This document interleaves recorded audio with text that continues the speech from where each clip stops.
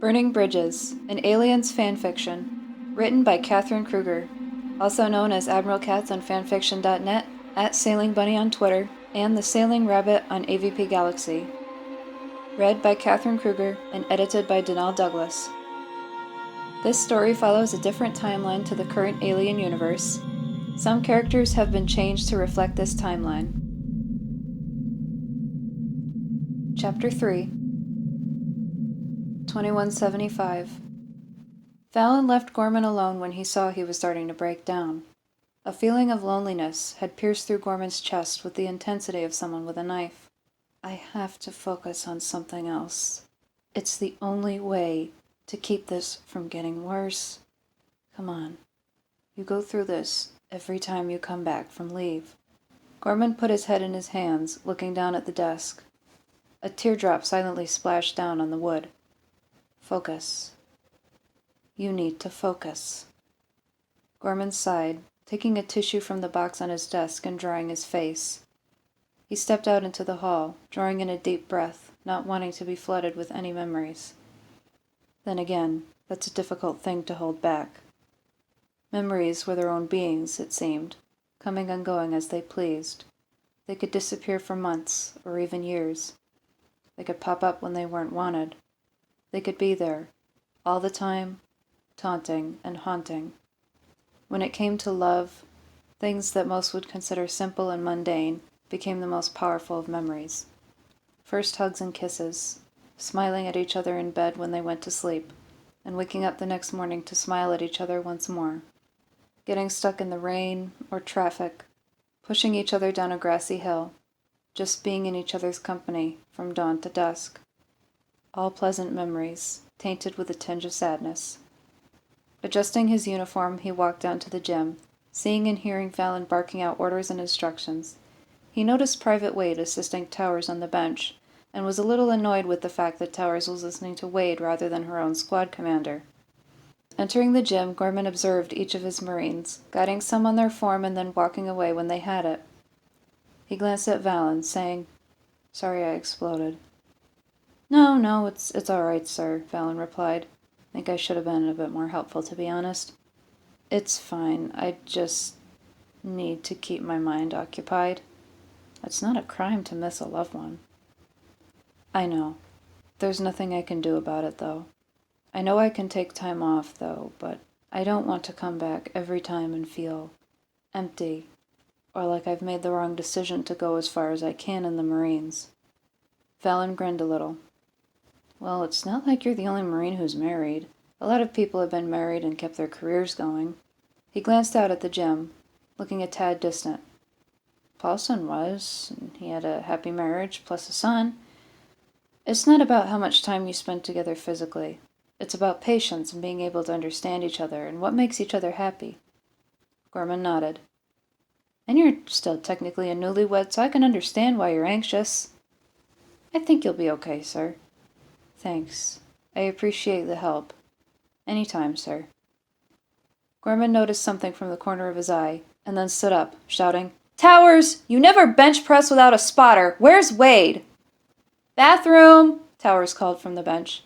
Growling under his breath, Gorman stormed over to the open door of the women's restroom. "Wade, get out here right now, young lady." Wade walked over from the sink, running her fingers through short blonde hair. "Yes, Gunny?" "You left Towers alone on the bench press. I tell you people every fucking time we're in here that you never, ever leave your squad mate while you're doing something that requires a spotter. What do you have to say for yourself?" "She told me she'd wait." "And she wasn't waiting. You never take that chance. I'm disappointed in you." Gorman glared at Towers. "Both of you. You'll both be on trash duty for the next 4 days." The rest of the hour in the gym was quiet, aside from Fallon's instruction. As the Marines left, Gorman saw Towers looking at him, saying, "Hard ass," before turning back to Wade. Heart sinking, Gorman looked down at the floor.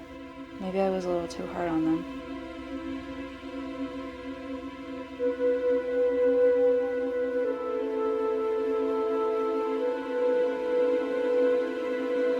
"2135. San Cristobal was the least busy hospital Waits had ever seen. A winding maze of empty hallways. Having seen his fair share of horror movies set in hospitals, he felt this place fit the description a little too well.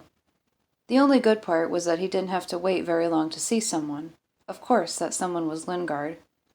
"Morning, Marshal. Everything okay?" A look of concern came over Lingard's face. "Did you throw up again?" "No, I have to get a new physical sheet. Same shit every time I get switched to a different place. Just, take my height and weight and make sure I still have a pulse." Waits shrugged. "I will tell you ahead of time that you might not get accurate readings because I haven't eaten or slept much in 2 to 3 days. Did Hazelton say when he needs this sheet back?" "No." "I'll give you a quick look, and hang on to that paper while I call and say you need a day or two of bed rest before doing the full examination. Come on down to my office." The sheer emptiness of the hospital gave Waits the chills.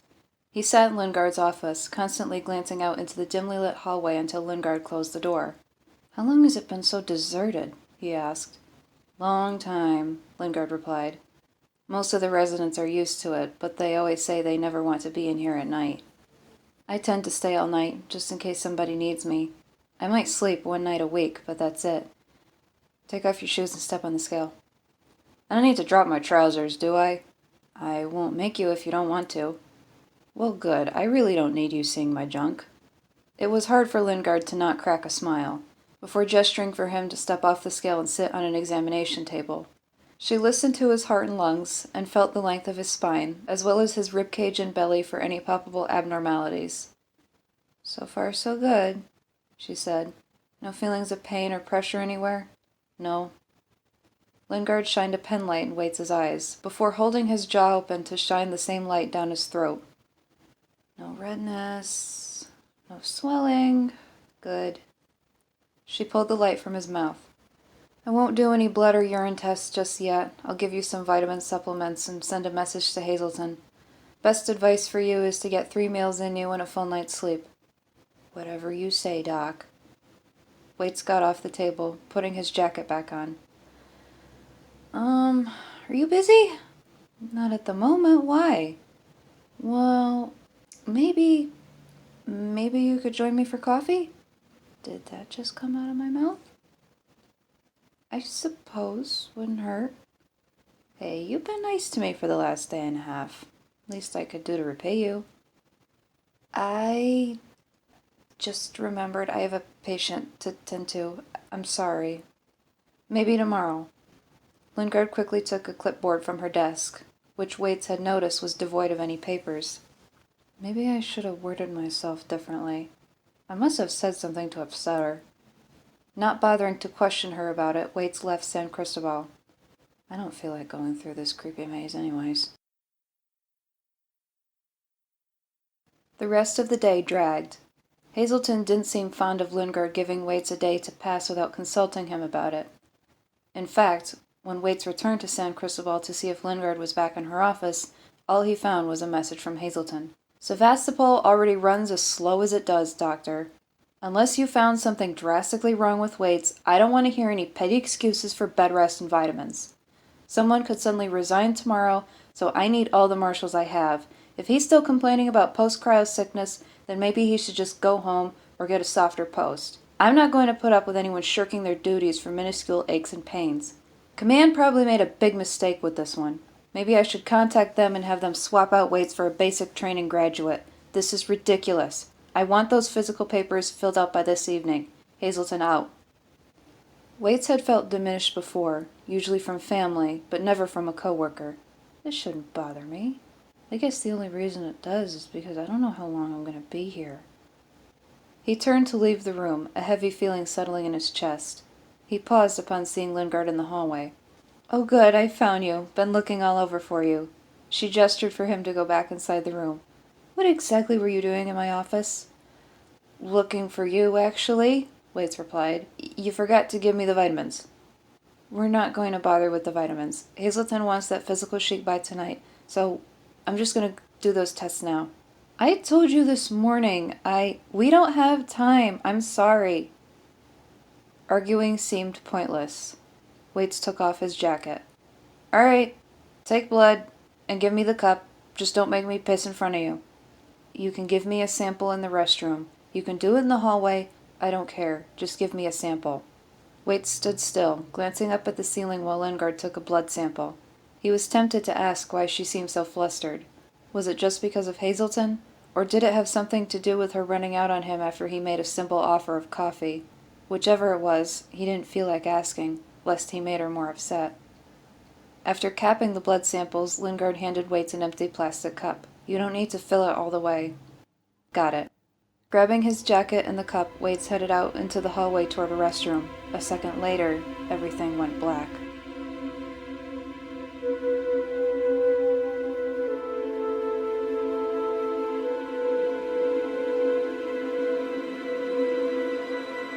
$21.75. The bathroom was extremely humid after Gorman got out of a hot shower. A towel wrapped around his waist, he stepped in front of the sink, opening the medicine cabinet to take out the shaving cream and razor.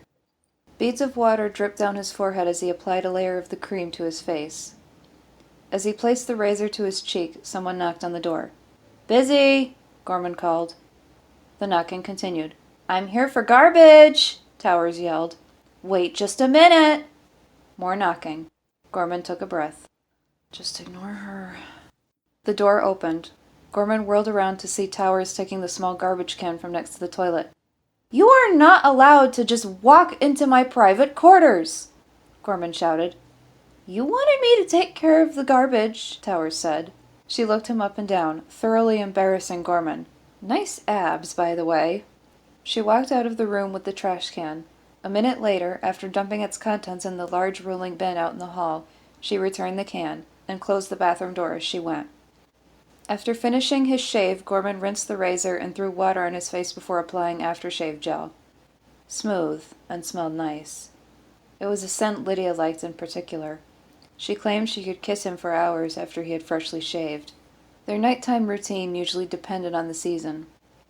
In the summer, they would sit out on the steps of their home and watch the city's nightlife awaken with glasses of icy lemonade and bowls of ice cream. Their 2 cats would watch from a windowsill. In the winter, they cuddled together on the couch with homemade treats and rich, creamy hot chocolate, before snuggling as close as they could in bed. The cats, too, would attempt to burrow in with them. Pixie was a playful Russian blue, and very much belonged to Lydia, as she had her since she was a kitten a few years before meeting Gorman. Her spot on the bed was above Lydia's head on the pillow. On the other hand was Bomber, named because he was found in the bay of a massive bomber plane on a base Gorman was stationed at. How the little black kitten ended up there, no one knows, but Gorman found him and promptly took him in. Nowadays, Bomber's preferred sleeping spot was curled up against Gorman's chest. Crazy as it sounded, Gorman missed finding gray and black cat hair on every surface. Sighing as the memories flooded him, Gorman leaned down to get his clothes. "I left my clothes on the bath mat. Where did they go?" The floor was devoid of clothes, and Gorman knew he had left them there when he got in. Keeping the towel around his waist, Gorman opened the bathroom door, wondering if he had just forgot to grab new clothes and thought he did just because this was a routine heavily ingrained in his mind. Before he could head into his bedroom, he was struck in the face with his own pants and heard someone run down the hall. Gorman bit his tongue, a feeling of annoyance starting to swell in his chest. "I don't know who did that, but that wasn't funny." The rest of his clothes had been left on the floor in front of him. Gorman kept glaring down the hall until he had closed the bathroom door behind him. He had a sneaking suspicion that Towers, and possibly Wade, was messing with him, but at the same time, he doubted it. Towers was undisciplined for sure, but he didn't think she'd go that far. He hoped. As his dreams faded back into the recesses of his mind the next morning, Gorman refused to take off his nightclothes until he was certain his uniform hadn't disappeared on him at some point during the night. Luckily, everything was still there. He opened the door while putting on his wedding band, seeing Valen banging on everyone's doors and shouting for them to wake up. One by one, still sleepy Marines emerged, tucking in their shirts and buttoning their BDU blouses. "Good morning, ladies and gentlemen," Gorman called. "Come on, march on down to the mess hall. Let's go, a little faster here. You'll wake up soon enough. Maxie, did you get your zippers stuck on your belt again?" "No, the buckle pinched me." The young medtech jogged up to join the rest of his unit. The Marines grabbed their trays and waited to be served, while some got up to get drinks. There was coffee, but not good coffee. Gorman slunk off to his office to get his own from the small coffee maker he had put in when his unit was moved to that base. A part of him felt guilty for not having enough to give the others, but he also didn't want everyone barging into his office whenever they wanted. He set his cup on the table before getting at the back of the line to receive the same shit everyone else was getting. Powdered eggs, dry toast, and a sorry-looking piece of turkey bacon. The toast was already cold, and so was the butter. Most everyone had a difficult time hacking at the stick to get a small piece for their toast. At least it provided some flavor. Like biting into a dry sponge, Maxie said with his mouth full. How would you know what a dry sponge tastes like? Private Dunwall asked, earning some snickers from the others. I can say that as the medic, you all shit fine. We don't need any more of this goddamn whole wheat fiber stuff. It's terrible for morale. I've sent a complaint many times, Gorman said. Haven't heard back. He took a sip of his coffee, then abruptly spit it out onto the table. A salty flavor had filled his mouth. What the hell? Is everything all right, sir? Valen asked. There's salt in my coffee. Someone put fucking salt in my coffee. I know damn well it didn't taste like that when I got it 5 minutes ago. Maybe it's just you being salty yourself, Towers said. Gorman glared at her. I really don't need any bullshit out of you. You're just proving my point, Gunny. Alright, back talk. You can stay behind and clean up everyone's trays when we're done. One more word out of you, and I'll have you scrubbing the bathrooms with no gloves. Yeah, his coffee's been ruined, so don't give him a hard time, Wade whispered. I know. Towers leaned in to whisper something much quieter to Wade, and she smirked. Gorman continued to glare at them. Both of you are going to separate. Maxie, sit between them. Maxie looked terrified. Me? Wade put a bloody French fry in my ear once. God only knows what this one'll do. He jerked his thumb in Towers' direction. Fine. Dunwall, sit between them. Yes, sir. Dunwall stood up, taking his tray. No more pranks or shenanigans from you people. I don't know who did it, but my clothes disappeared from my bathroom last night. Towers struggled to hide a laugh. Gorman drew in a breath. And then my pants were thrown at me. His eyes narrowed to gray slits as Towers covered her face, laughing. Like I said, I don't know who did it, but I don't care. I want it to stop right now. Under most circumstances, such an order would have been followed. Not today.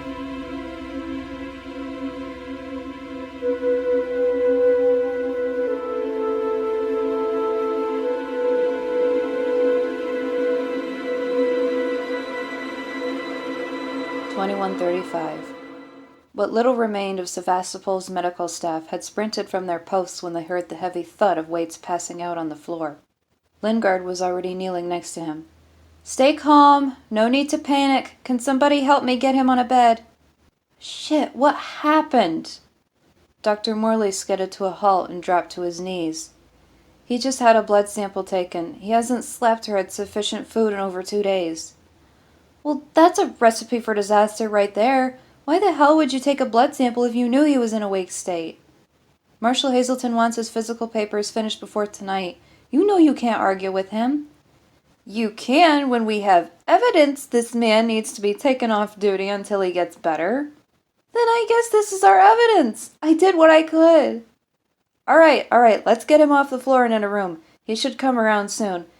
Take his shoulders. 1, 2, 3, lift! The 2 doctors set weights on a gurney before jogging down to an empty room, which wasn't hard to find. He was indeed starting to regain consciousness. His vision was blurred and his senses were taking their time with waking back up, until feeling the slight pinch of Lingard putting the IV drip needle in his arm. Ouch! What are you doing? He hissed. Don't move, that's all I ask. Lingard glanced at him. How do you feel? Like I just fell flat on my face. You kinda did. Blacked out as soon as you left my office. She sighed. I shouldn't have taken blood from you, I'm so sorry. You were doing your job. Wage tried to sit up. Got nothing to be sorry for. Lingard looked over her shoulder. Morley was talking to someone out in the hall. I let myself get scared. I shouldn't have done that. Doc, you don't need to beat yourself up over this. What are you scared of? Hazelton? I can't. Just rest, Marshall. Hey, there's no need to be scared around me. What's going on? You can talk. I should get you some food and water. Lingard stood up, leaving the room. Waits would have followed her if the IV wasn't in his arm. He stared up at the ceiling, giving an annoyed sigh.